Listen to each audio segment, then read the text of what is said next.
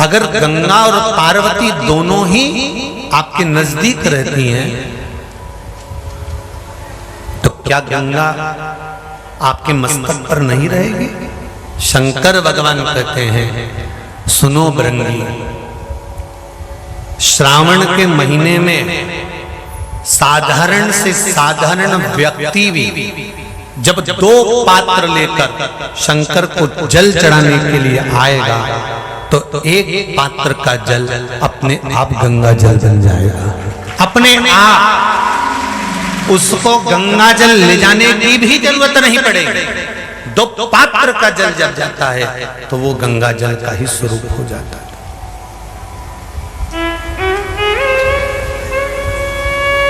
बैठो, अभी वर्णन करते हैं। दो पात्र का जल ही, एक पात्र का जल गंगा जल का भाव वर्णन करता है। और क्या मिलता है दो पात्र का जल से?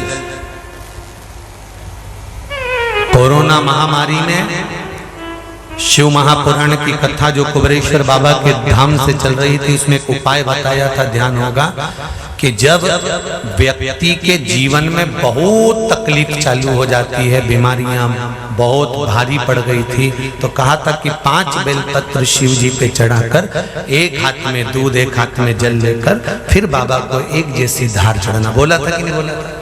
एक जैसी धार लगाने का बोला था। श्रावण के महीने में जब 2 धार का जल शंकर भगवान पर चढ़ता है, और अगर 2 धार जल का दर्शन करना हो तो आपके मोबाइल में भी शंकर भगवान की फोटो निकालना, उसमें शंकर जी के 4 हाथ नजर आएंगे। 2 हाथ से शिव जी अपने ऊपर जल चढ़ा रहे हैं, 2 कलश उनके हाथ में है। उस चित्र का दर्शन करना, उस श्रावण के महीने का दर्शन करना। अगर वो दर्शन आपको कहीं ना मिले तो फिर गीता प्रेस गोरखपुर की शिव महापुराण में या लिंग पुराण में या स्कंद पुराण में दर्शन कर सकते हो, या देवी भागवत में भी कर सकते हो।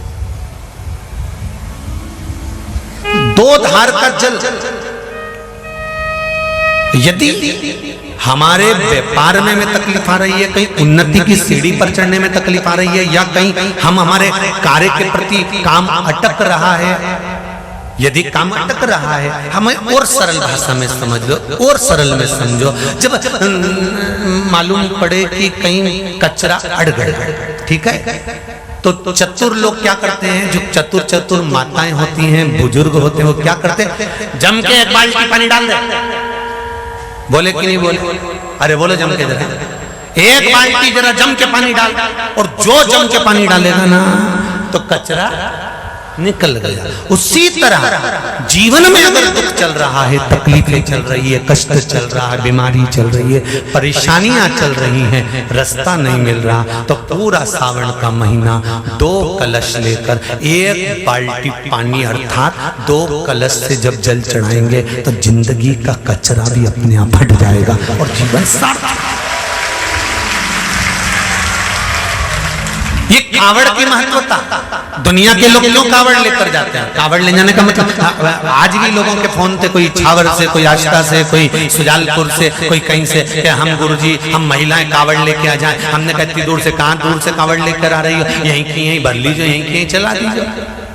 कहाँ दूर से? नहीं, हम तो ढोल भी लाएंगे, नहीं हम तो डीजा भी लाएंगे, ना हम भेंट भी लाएंगे, तो मना नहीं। पर चित्त वृत्ति में क्यों कावड़ चढ़ाई जाती है? क्यों कावड़ का जल चढ़ाया जाता है? क्यों कावड़ को लाकर शंकर भगवान को समर्पित करी जाती है? उसका कारण क्या है? कि हमारी जिंदगी में अगर कोई कचरा आ गया है तो बाबा उसको निकाल दे, उसको समाप्त कर। हम डंडा उठा के चले या कावड़ बांध कर चले तो वो 2 पात्र का जल भी हमारे लिए कावड़ का ही काम करेगा। कावड़ का महाराज श्रावण महीने में, श्रावण की जो शिवरात्रि आएगी 26 जुलाई की रहेगी, उस दिन शाम को 7 बजे ऑनलाइन शंकर भगवान का अभिषेक करेंगे। ब्राह्मण सफेद मिट्टी के शिवलिंग का निर्माण करेंगे। वैश्य पीली मिट्टी के शिवलिंग का निर्माण करेंगे। क्षत्रिय लाल मिट्टी के शिवलिंग का निर्माण करेंगे। और शुद्ध आदि काली मिट्टी की शिवलिंग का निर्माण करेंगे।